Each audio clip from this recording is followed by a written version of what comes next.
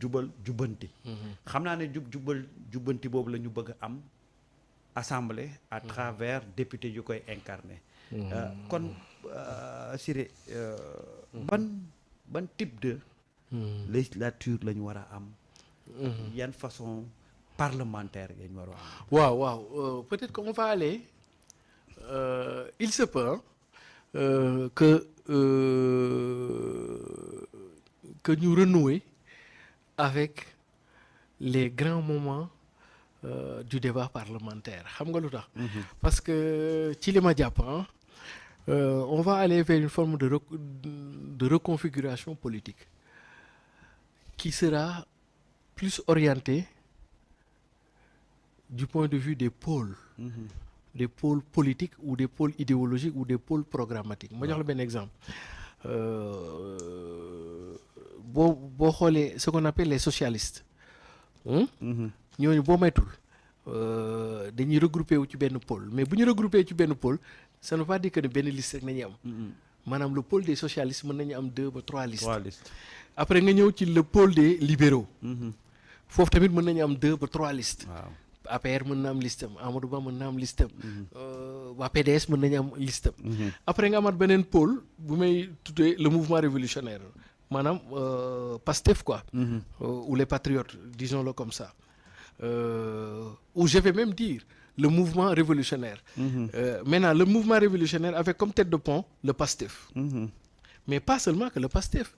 Il peut y avoir aussi d'autres partis ou mouvements yoo xam ne à la faveur des investitures ils n'ont pas été investis par ci liste phare bu mouvement révolutionnaire muy PASTEF mais ñooñu aussi du ñu bàyyi noonu mu sedd parce que ils ont des partis politiques il faut qu'ils fassent vivre leur parti politique. Donc ils risquent d'aller avoir kii bi kon donc le mouvement révolutionnaire peut avoir jusqu'à 2 ou 3 listes yuy dem.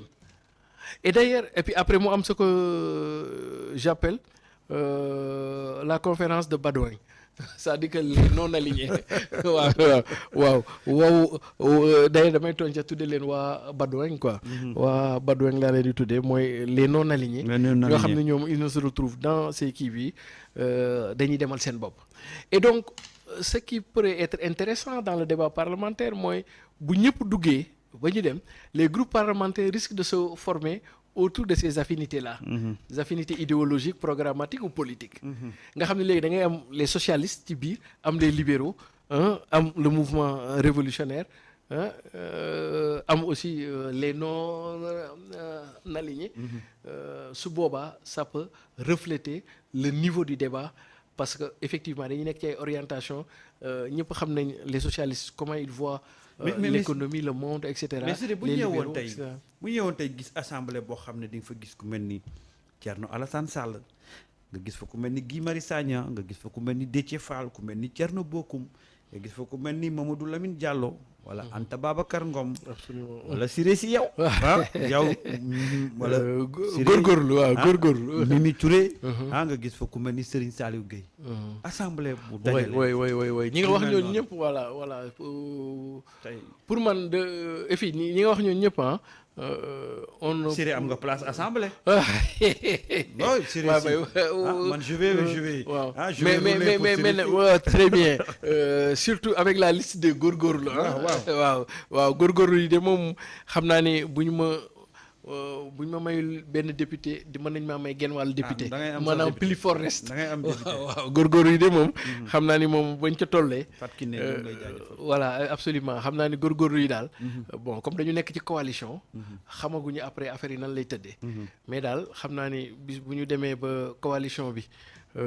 investir ñu donc li may mën a def mooy dem bayeli sama baay xam nga nit ku ne sañ nga bu nawet teroo nga dem bayeli sa baay te comme dañoo am parti politique te war a dundal parti bi donc on va essayer de voir su fekkee bon notre option et notre préférence serait véritablement le mouvement révolutionnaire et cetera mais à l'impossible nul n'est tenu su boobaa danañu defaru à titre personnel danañu defaru dem sous la bannière de notre propre parti politique. La nouvelle gauche sénégalaise góorgóorlu yi. alors déjà am nga benn militante fii. Voilà très bien Fatou Kiné depuis voilà Paris ñoom ñu voté ñu. on veut notre honorable député à l'Assemblée. Absolument jeex na góorgóorlu yi daal yéen sama mbokk góorgóorlu yi daal loolu des na ci yéen. bu matul député jox leen ma genn wàllu député plus fort reste. mais l'essentiel na ñu dugg comme ça góorgóorlu yi kaddu góorgóorlu yi. di mën sax mais effectivement. alors si on revient à ces têtes-là. absolument xam nga tamit souvent pour man y a un équilibre à faire et je pense que tous les états-majors devront le faire aussi parce que l'enjeu ce n'est pas seulement le pouvoir exécutif. Ce n'est pas les postes de ministre, de DG, etc. Mais aussi il y a l'Assemblée nationale. Comme on dit, on ne met pas tous ses œufs dans le même panier. Ouais. Et je pense que aussi les états-majors devront réfléchir à des possibilités de donner du sang neuf, à avoir benn kii bi et ñi nga ma wax fii ñëpp ce sont des hommes et des femmes d'une certaine profondeur. Disons intellectuels, culturels, etc., etc. Et puis bon, ils ont beaucoup qui. Et puis ça nous permet, d'organiser le second tour, pour parler comme Bougane, ou la troisième mi-temps, etc. De l'élection présidentielle. C'est-à-dire que l'élection présidentielle, man maa ngi ñaan candidat yi demoon yëpp. yàlla nañu dugg Assemblée nationale. Parce que su boobaa dañuy mën a continuer di dialoguer avec le régime en place. Est-ce que comprendre parce que ñooñu ñëpp booy xool fondamentalement à part Macky Sall ñun ñëpp nous sommes du mouvement révolutionnaire mais avec des orientations différentes. Avec des angles d'approche différents.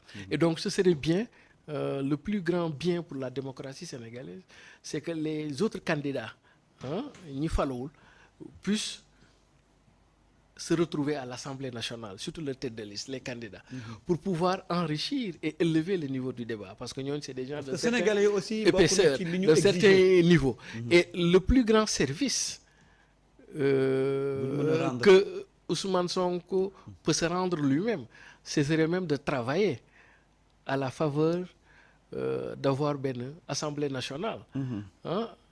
Boo xam ne comme ñi ngay wax ni profil yi nga wax noonu donc voilà parce que dafa am léegi benn mission boo xam ne ci Macky Sall on l'a pas bien expérimenté mooy l'évaluation des politiques publiques et ça c'est du ressort de l'Assemblée nationale est-ce que comprendre nga et là c'est extrêmement important si ci wolof waaw xam nga Assemblée nationale souvent gars yi dañuy jàpp ne dafay xaw a nekk pour ndigg sërëxal gouvernement bi déedéet mais day accompagner gouvernement parce que nag boo gisee ñun at yi yëpp lu ñu gis assemblée bu ñu daje bu sérieux rek absolument lii la ñuy def lever immunité parlementaire absolument mais soo amee assemblée d'une qualité comme ñi nga wax nii dana aider ci gouvernement bi dans la formulation dans la conceptualisation même dans la programmation et la mise en œuvre de l'action politique mais surtout suivi évaluation parce que voilà donc vivement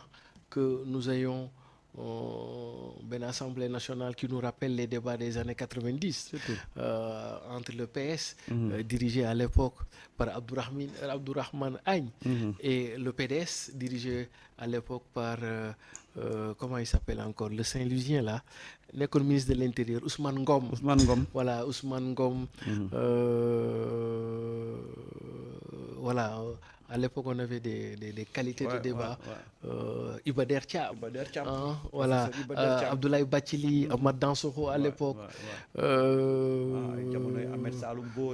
très bien Landing Savané Mamadou Fall Puritain oui absolument waaw etc. Et le Sénégal a besoin de ce niveau de débat heureusement qu'il y en a des hommes et des femmes de cette épaisseur là qui font que si les choses se passent bien on pourrait avoir une assemblée nationale. Parce que année yi ñu génn quand même bu amee institution yu Sénégal yi gën a ŋàññ suñu assemblée nationale bi bokk na ci waaw suñu assemblée nationale bi moom vraiment Sénégal yi waaw mais tamit quelque part bon noonu lu mënoon demee aussi parce que xam nga